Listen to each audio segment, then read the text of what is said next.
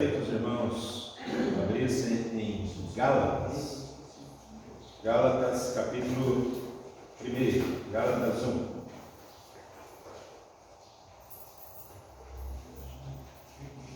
Gálatas, capítulo 1.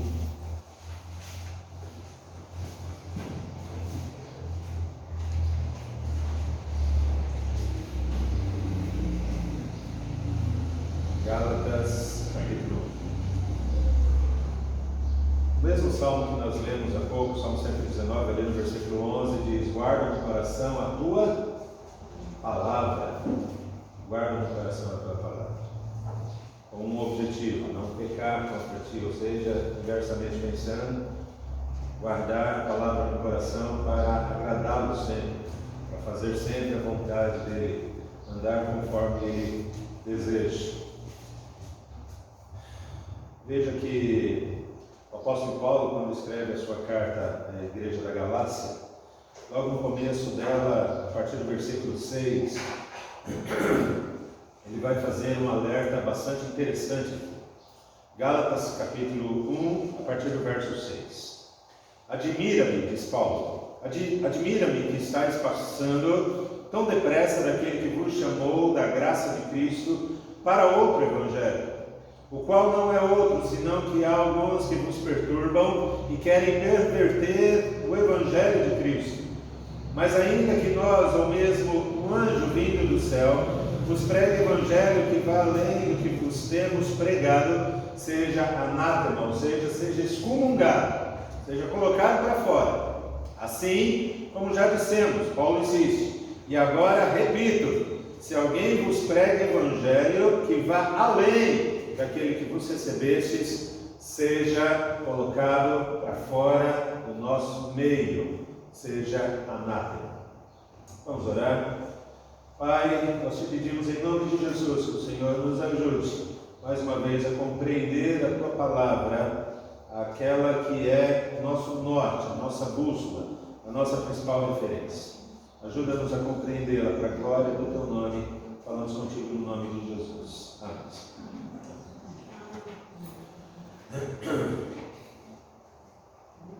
Ao longo desse mês de outubro, como eu disse há pouco, nós vamos falar sobre os 5 solas.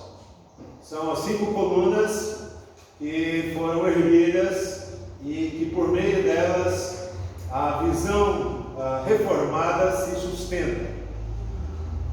Solas, a palavra solas no latim quer dizer somente, ou só isso, apenas isso. E os 5 solas são somente a Escritura, somente Cristo, somente a graça, somente a fé, somente a glória de Deus. Somente isso. Quero lembrar aos irmãos que quando isso foi construído, quando esses temas, esses princípios, esses valores foram definidos, o tempo era da reforma protestante, quando estava se rompendo com alguns padrões doutrinários da sua época. Eu citei há pouco o Salmo 119, versículo 11, quando somos lembrados que a palavra do Senhor deve ser guardada no nosso coração. Ou seja, no centro, a ideia é essa, no centro da nossa vida, no centro das nossas intenções, da nossa vontade. E ali deve permanecer. Não deve se perder, não deve se esvair, não deve se desvanecer, não deve. A palavra do Senhor deve se fixar de forma definitiva no seu coração e crescer, amadurecer, com o objetivo de permanecer, você e eu, a igreja do Senhor, permanecer no centro da vontade de Deus. Mas há uma questão interessante, por esse caminho que eu quero trilhar aqui, a questão da verdade. A questão da verdade. A palavra de Deus, ela é a verdade. A verdade absoluta, e eu vou além, única. Não há outra verdade além dela. Não há. Qualquer coisa que seja dita, ensinada, descoberta, propagada, anunciada, que não se alinhe com aquilo que as Escrituras Sagradas está dizendo, qualquer coisa nesse sentido será mentira, será falso, será uma inverdade. As Escrituras Sagradas é a verdade. E é nesse sentido, nessa direção, como eu disse há pouco, que eu gostaria de caminhar com os irmãos. Questionamentos em torno da verdade, me parece que é algo que acompanha o ser humano desde Adão e Eva até os nossos dias. Hoje, meus irmãos, estaremos falando, portanto, do sola Escritura, somente a Escritura, somente a palavra do Senhor, somente a Bíblia. O nosso tema hoje é esse. Veja, mas a pergunta é: o que é a verdade? Muitos questionamentos a respeito dela são feitos, mas o que é a verdade? Veja, essa foi a pergunta que Pôncio Pilatos fez a Jesus Cristo lá no tribunal, antes de Jesus Cristo ser crucificado. E ele faz essa pergunta após ouvir de Jesus que a verdade estava sendo anunciada. E Jesus utiliza essa expressão e Pôncio Pilatos pergunta: mas o que é a verdade? Então eu quero que você já compreenda e lembre-se que esse questionamento não é de agora, não é dessa geração, não é dos anos 70 para cá, não é de 1968, o grande marco da história recente, entre um período da história e outro, o ano de 1968. É muito mais longínqua esse questionamento sobre a verdade. Mas veja, indagações em todas as idades e gerações de pessoas existem a respeito disso. Por exemplo, adolescentes que perguntam sobre a verdade da vida. Estudantes, eventualmente, até de uma pós-graduação, numa grande universidade, fazem a pergunta sobre a verdade sobre ciências. Ou quem sabe um idoso que costuma ou que continua a perguntar o porquê e o praquê das coisas, qual é a verdade de fato. Todo mundo, de certa forma, está em busca da verdade, mas uma outra pergunta surge: o que é que se faz quando a verdade entra em crise? O que é que se faz quando a verdade entra em crise? Veja, a Universidade Federal do Maranhão, recentemente, em 2019, propôs um estudo. O estudo era esse: aprofundar e discutir questões relacionadas com a verdade e a pós-verdade. Muito bem. Na ocasião, o coordenador ali do estudo, ele colocou o seguinte, ele disse o seguinte: a nossa intenção aqui é discutir sobre a crise da verdade no período da pós-verdade. E talvez você não se lembre disso, mas veja, nós vivemos hoje exatamente nesse período que é chamado período da pós-verdade. Olha que coisa interessante. Período da pós-verdade. Então a proposta ali nessa faculdade em 2019 foi trabalhar com a verdade no período da pós-verdade. E aí o que chama a atenção nessa frase aqui do professor são duas expressões que ele usa: crise e pós-verdade. Ele diz: nós queremos trabalhar com a crise da verdade no período da pós-verdade. O que é crise? Numa definição muito simples, crise é um estado de incerteza, não é isso? Quando estamos em crise, estamos incertos sobre muita coisa. E pós-verdade? Pós-verdade, a definição muito objetiva é essa: é o período em que os fatos concretos, objetivos, têm menos importância do que as emoções e as crenças pessoais. Não sei se ficou claro. O período da pós-verdade é o período onde o que tem mais importância são as emoções e as experiências pessoais. Os fatos concretos, objetivos, isso está em segundo plano. O que importa são as experiências pessoais e as emoções. No período pós-verdade, eu queria que você guarde isso. No período pós-verdade, o que importa são as emoções, os sentimentos, as crenças pessoais. É isso que importa, é isso que é relevante, é isso que é importante, e é aí, atenção agora, é aí que está a verdade.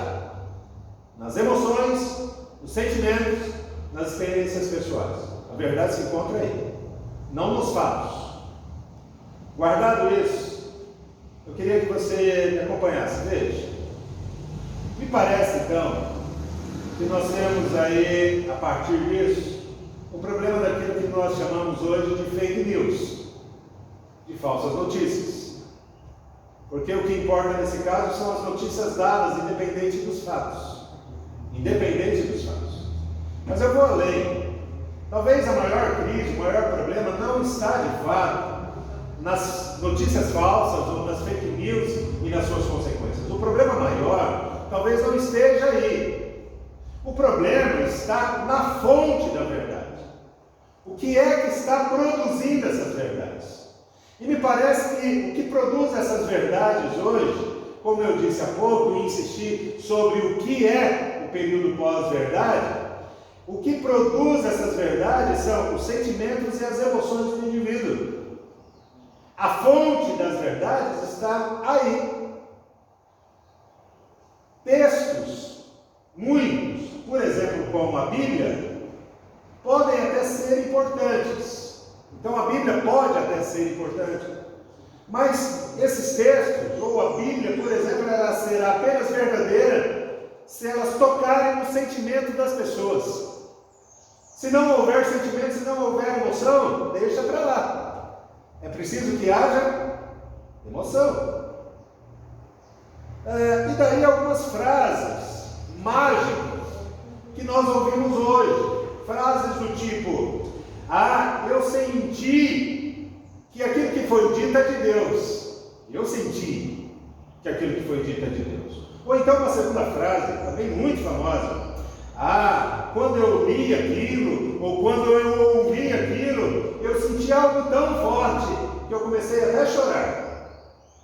Eu senti algo tão forte que as lágrimas desceram. Observe, a ênfase aí está no eu senti. Eu senti isso, eu senti aquilo. Hoje, portanto, não importa mais os fatos concretos, mas os sentimentos sobre eles.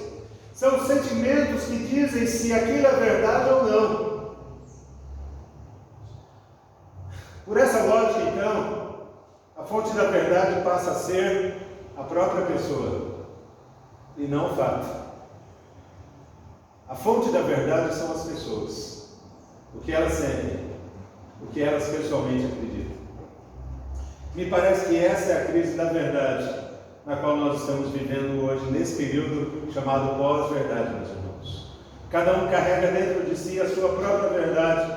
Textos ou quaisquer outros meios de comunicação, eles só são úteis, aceitos e respeitados apenas e tão somente se eles criarem algum tipo de sentimento dentro das pessoas. Caso contrário, de certa forma, são até descartados. A pergunta então que se levanta aí é essa: o que esperar de um mundo assim? O que esperar de um mundo assim? Qual é o nosso tema hoje? Sola Escritura. Somente a Escritura. Somente a palavra do Senhor. Somente as Escrituras Sagradas. Veja, o cristianismo afirma que a Bíblia Sagrada é o único padrão de pensamento e comportamento que as pessoas podem e devem ter. E grife o que eu acabei de dizer: o cristianismo afirma que a Bíblia é o único. Não é que a Bíblia seja mais uma opção entre outras, não é. O cristianismo afirma de maneira categórica: a palavra de Deus é a verdade, a única verdade, não a outra. Portanto, é a palavra de Deus que deve servir de padrão para toda pessoa humana que exista na face da terra. A palavra de Deus é, portanto, a autoridade máxima sobre a verdade. Não há nenhuma autoridade maior do que o próprio Deus. Um Deus que que é revelado justamente nas Escrituras Sagradas. Nas Escrituras Sagradas. Agora veja, pensando numa questão histórica, que alguns imaginam que apenas a partir da Reforma Protestante a Bíblia passou a ter importância de fato no cristianismo. Até então não era assim. Isso não é uma verdade. Não é verdade. Veja, diferente do que geralmente se pensa, antes da Reforma Protestante, se reconhecia, sim, a inspiração bíblica, a inspiração divina e a autoridade das Escrituras Sagradas. Agostinho fala sobre isso, alguns outros teólogos na Idade Média asseveram a respeito disso. Os textos são vários, eu não trouxe nenhum aqui por causa do tempo, mas eu queria que você soubesse disso. O período em que a Igreja Católica ela domina isoladamente, sozinha, é a única instituição cristã no planeta Terra, ela defende também a inspiração bíblica, ela defende a autoridade das Escrituras Sagradas. Agora observe, há um problema durante esse período, até a Reforma Protestante. O problema está aí, que a Bíblia, embora fosse considerada inspiração divina e autoridade das Escrituras, ela não era a única fonte de revelação de Deus. Não era. Desde o início da Igreja Católica até o século XVI, quando a Reforma Protestante surge na história, durante todo esse período tem-se a Bíblia, mas tem-se outras fontes também de revelação. E quais são essas fontes? Duas. Primeira delas, a autoridade da igreja. Então não é apenas a Bíblia que é a autoridade sobre a verdade. A igreja também é. Que igreja? A Igreja Católica Apostólica Romana, a instituição. Ela era a autoridade da verdade. E também a própria experiência pessoal. Eu vou falar rapidamente sobre isso. Veja, essas duas fontes, que segundo a Igreja Católica eram tão ou mais importantes do que a própria Escritura Sagrada, se definem dessa forma então. Primeiro, quanto à Igreja, veja, a tradição da Igreja era uma fonte de revelação no mesmo nível da autoridade da Bíblia, segundo a Igreja Católica. Acreditava-se, veja, em uma tradição oral. Vocês sabem o que é uma tradição oral? É quando uma pessoa que vive numa geração e passa para a próxima geração oralmente, não existia nada escrito, era passada a informação de maneira oral. Veja, acreditava-se numa tradição não escrita, portanto oral, transmitida pelos pais da igreja. Quem eram os pais da igreja? Alguns aqui que conhecem um pouco mais de história vai se lembrar. Os pais da igreja viveram no período lá do ano 100 até o ano 300 mais ou menos, enfim, estão lá, alguns personagens. Mas o fato é o seguinte, que essa tradição, ela vem antes dos pais da igreja. São pessoas, os pais da igreja escreveram muitos textos sobre as Escrituras Sagradas, sobre a doutrina católica, enfim, veja, mas essa tradição, ela remontava os apóstolos e o próprio Cristo, numa sucessão ininterrupta de transmissão. Portanto, a ideia é que essa tradição começa com Jesus Cristo, passa para os apóstolos, chega até os pais da igreja, e os pais da igreja escrevem. Eles colocam no papel. E isso passa a existir como autoridade máxima na Igreja Católica, junto com as Escrituras Sagradas. Para muitos, inclusive, ali dentro da igreja, essa tradição era inspirada pelo Espírito Santo. Olha que coisa interessante. Mas havia um segundo problema aí, que era a experiência pessoal. Eu queria que você ficasse atento a isso, porque isso parece algo tão dos nossos dias, mas nós estamos falando aqui do período da Idade Média, ou da Idade Média já próxima ali da Reforma Protestante, séculos XIV, XV e XVI. Experiência pessoal. Um grupo relativamente pequeno, dentro ali dos próprios reformadores, aí já dentro da Reforma, também minavam a autoridade das Escrituras Sagradas, defendendo um negócio chamado revelação extra-bíblica. Está claro isso? Revelação extra-bíblica, ou seja, uma revelação que é fora das Escrituras Sagradas. Para esse grupo, que era parte de reformadores. Vieram ali depois de Lutero, de João Calvino, eles não eram mais católicos. Eles faziam parte da reforma protestante, do movimento reformado, mas eles tinham algumas dissensões ali dentro. Para esse grupo, havia a possibilidade de receber revelações diretas de Deus, com mais credibilidade e mais importância do que o próprio texto bíblico. Do que é que nós estamos falando? De homens que há cerca de 500 anos atrás, pouco mais, entendia que era possível saber alguma coisa a respeito de Deus, partindo do pressuposto de que Deus falaria diretamente para eles, sem a palavra do Senhor. E uma das passagens mais utilizadas nesse tempo, pasme, era 2 Coríntios, capítulo 3, versículo 6, que diz: a letra mata, mas o Espírito vivifica. Olha que coisa interessante. Esse texto é extremamente usado hoje, justamente por muita gente que defende a ideia de que Deus fala diretamente com ela, sem a palavra do Senhor. Era um grupo, portanto, que entendia que a verdadeira palavra não se encontra nem na Bíblia, nem na razão, mas no coração. Qualquer forma de leitura, eles defendiam isso. No culto, deveria ser era na verdade uma invenção humana, pecadora. Portanto, não deveria se ler a palavra de Deus, a Bíblia, nos cultos. Esse grupo defendia isso. Orar, cantar e pregar deveriam ser atos completamente espontâneos, ou seja, não deveria haver preparação para os cultos. As pessoas deveriam se juntar e espontaneamente essas coisas deveriam acontecer. Veja, meus irmãos, nós tínhamos ou tivemos aí dois problemas então ao longo da história, na Idade Média e depois logo no início da Reforma Protestante, quanto à questão da autoridade bíblica. Veja, infelizmente, pouca coisa mudou desde a Reforma Protestante.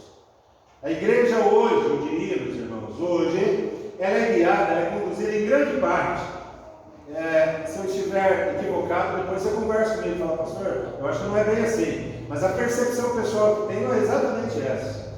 A igreja hoje, ela tem sido conduzida em grande parte, há exceções, glória a Deus por isso. Mas em grande parte ela tem sido guiada pela cultura ou por ciências sociais.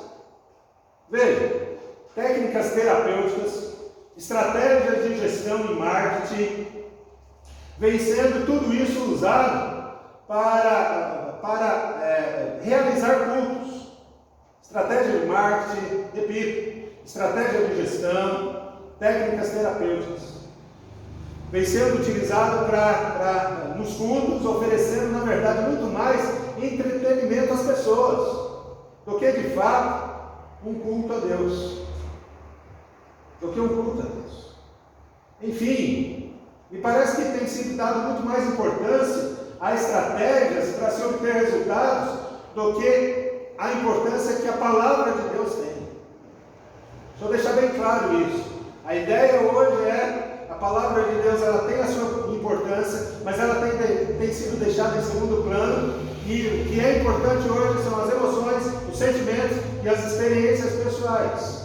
Tudo isso estimulado por essas estratégias que eu acabei de colocar aqui.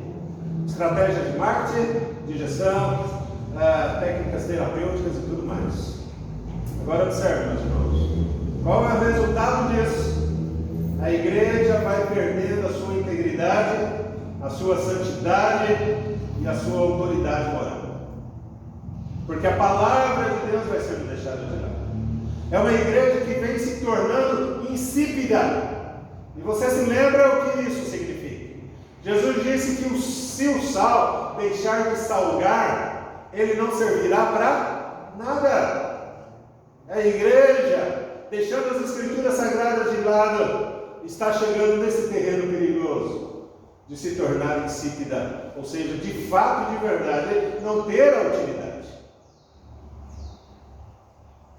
A palavra e o Espírito Santo, muitas vezes, têm sido separados naquilo que são chamados de avivamentos, ou então de um novo mover de Deus. Já ouviram isso certamente? Algumas igrejas, ou em alguns arraiais do nosso universo evangélico, às vezes é dito o seguinte: nós estamos vivendo aqui um novo mover de Deus, o Espírito Santo está agindo, estamos vivendo aqui um avivamento, e aí milhares, um amontoado de pessoas, multidões se ajuntam ali, com a ideia de que isso está ocorrendo com o poder do Espírito Santo. Mas quando você vai olhar com uma lupa, você vai perceber que a palavra de Deus não está ali. As Escrituras Sagradas não é importante. O que é importante é o que eu disse há pouco: emoções, sentimentos e as experiências pessoais. Interpretações equivocadas, supostas revelações dadas diretamente pelo Espírito Santo, vem causando muita confusão e divisão no seio da igreja hoje, meus irmãos. Observem aqui, observem isso. O que a Escritura Sagrada faz é mostrar as verdadeiras necessidades humanas, as verdadeiras. E olhem para mim, quais são as verdadeiras necessidades que todo ser humano tem? Talvez muita gente não tenha consciência disso, mas as necessidades reais são essas. Eu digo aqui, são sim. Primeiro, regeneração, salvação, justificação, santificação e glorificação. São as doutrinas da Reforma Protestante, diga-se de passagem. A ideia da regeneração, ou seja, o novo nascimento. A ideia da salvação, ou seja, a questão de não ir mais para o inferno, de agora ir para o céu. Da justificação, ou seja, de ser alguém tornado justo pela ação da cruz de Cristo. A santificação, alguém que se desliga, que se desvincula do padrão desse mundo. E a glorificação, ou seja, a certeza da vida eterna no céu. Portanto, as Escrituras Sagradas libertam o homem da visão centralizada nas suas necessidades imediatas, que são os bens de consumo, a felicidade pessoal, etc, etc. Olha, para mim não são nessas coisas que as pessoas se concentram hoje, em ter bens, em possuir, em ser feliz. As Escrituras Sagradas tiram o eixo disso, viram o botão, e faz com que homens e mulheres, como eu e você que estamos aqui, tenham uma outra maneira de enxergar o mundo, cujo centro não é mais você ou eu. O centro passa a ser Deus. E quem é que produz isso? As Escrituras Sagradas. Hoje, grande parte da igreja, infelizmente, por se distanciar das Escrituras Sagradas, vem estimulando, grande parte da igreja vem fazendo isso, estimulando justamente aquilo que Deus mais tem ojeriza: idolatria. O que mais Deus odeia, o que mais Deus se distancia, é da idolatria. É por isso que os 10 mandamentos começam exatamente assim: não terás outros deuses diante de mim. Não é à toa que ele é o primeiro mandamento. Deus tem ojeriza da idolatria. E a igreja hoje tem caminhado exatamente nessa direção: a adoração do homem na sua própria imagem e semelhança. A Bíblia precisa, portanto, voltar a ser ensinada e pregada com fidelidade nas nossas igrejas, meus irmãos. Então, veja, o que é que nós estamos querendo dizer quando nós afirmamos isso? Nós, protestantes reformados. O que é que nós queremos dizer quando afirmamos que é somente a Bíblia? Quando afirmamos só a Escritura? Quando afirmamos que cremos exclusivamente nas Escrituras Sagradas? O que é que nós queremos dizer com isso? Eu penso, meus irmãos, que essa afirmação, ela reafirma muita coisa. Quando nós dissemos somente a Bíblia, estamos reafirmando pelo menos alguns itens aqui que eu vou citar. Primeiro, reafirmamos que a Escritura é inerrante. Afirmamos que a palavra do Senhor tem poder para mexer com a consciência das pessoas. Afirmamos que as Escrituras Sagradas sozinha, ela pode ensinar tudo o que é necessário para a salvação. Ela só ela, não precisa de mais nada. Afirmamos que a palavra do Senhor é o padrão para todo comportamento cristão. Ela, apenas ela. Afirmamos que nada, absolutamente nada, está acima dela. Nada. Afirmamos também com isso que o Espírito Santo fala sempre em harmonia com aquilo que está exposto nas Escrituras Sagradas.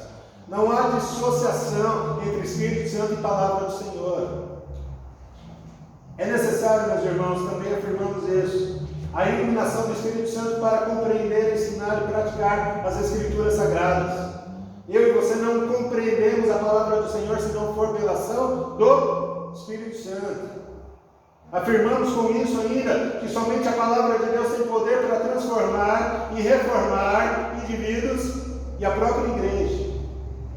E finalmente, a partir dessa afirmação, meus irmãos, compreendemos que se deve pregar toda a Palavra de Deus, toda ela, e não apenas parte, não escolhendo alguns trechos com o objetivo de ser agradável aos ouvidos. A Palavra do Senhor, que é única, na qual nós cremos de maneira exclusiva, ela deve ser pregada de maneira integral. Integral. A Bíblia, meus irmãos, portanto, ela é suficiente para expor, para apresentar toda a verdade sobre todas as coisas. A Palavra de Deus é a verdade. Ela é suficientemente,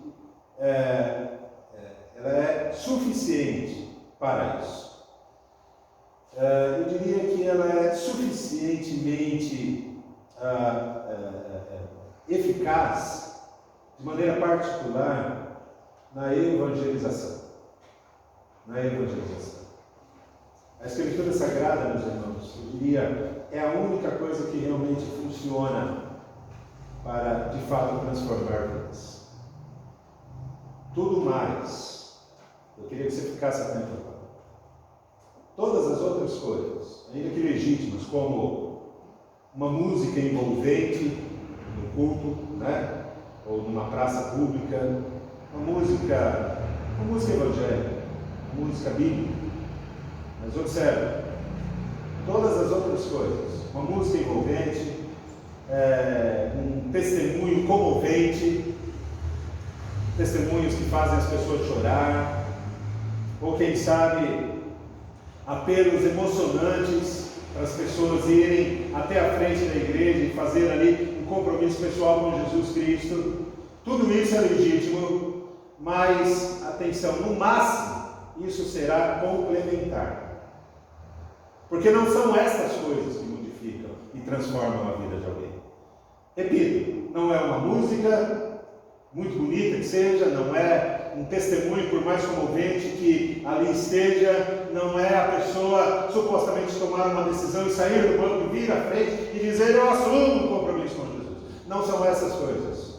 O que é que realmente, de maneira definitiva, transforma uma pessoa é a Palavra do Senhor, pela ação regeneradora do Espírito Santo do Senhor. É a Palavra de Deus. É a Palavra. Então eu quero concluir aqui, meus irmãos, esta mensagem nesta manhã. Nós queremos, e eu creio que nesse sentido todos concordamos, nós queremos ver o senhorio de Jesus reconhecido, nós queremos ver a justiça sendo praticada, nós queremos que as boas relações humanas cresçam entre as pessoas. Eu creio que todos nós concordamos com isso. Mas a pergunta é: como é que isso será possível?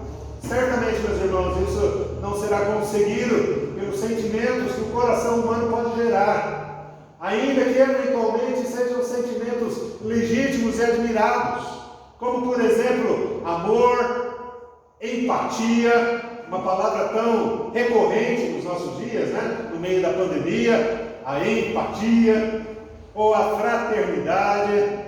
Todas essas coisas, todos esses sentimentos, ainda que legítimos, eles não vão conseguir mudar de fato as pessoas. O senhorio de Jesus Cristo, a justiça, as boas relações humanas só são possíveis pelo ensino e pela prática das Escrituras Sagradas, pelo ensino e pela prática da Palavra de Deus, meus irmãos. Por quê? Porque a Palavra de Deus é a verdade. A palavra de Deus é a verdade. E a própria palavra do Senhor diz algo sobre isso. Nada pode contra a verdade. Nada. Nada se sustenta contra ela. Tudo que está em torno dela se desvanece, se cai, desmorona. O que se mantém firme e sólido sempre é a verdade. E, portanto, é a palavra do Senhor que é a verdade que se mantém. Uma verdade, portanto, que ela é útil para ensinar, para repreender, para corrigir e para educar na justiça, como diz Paulo lá em 2 Timóteo capítulo 3, versículo 16. Somente a Bíblia é suficiente para transformar o indivíduo e a sociedade. Ela é suficiente para transformar a sua família, para transformar essa igreja, para transformar a minha vida, a sua vida, para transformar o nosso bairro, para transformar o nosso país.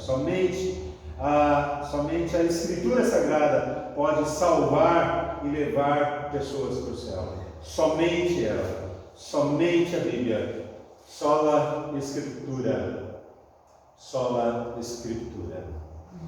Amém. Amém.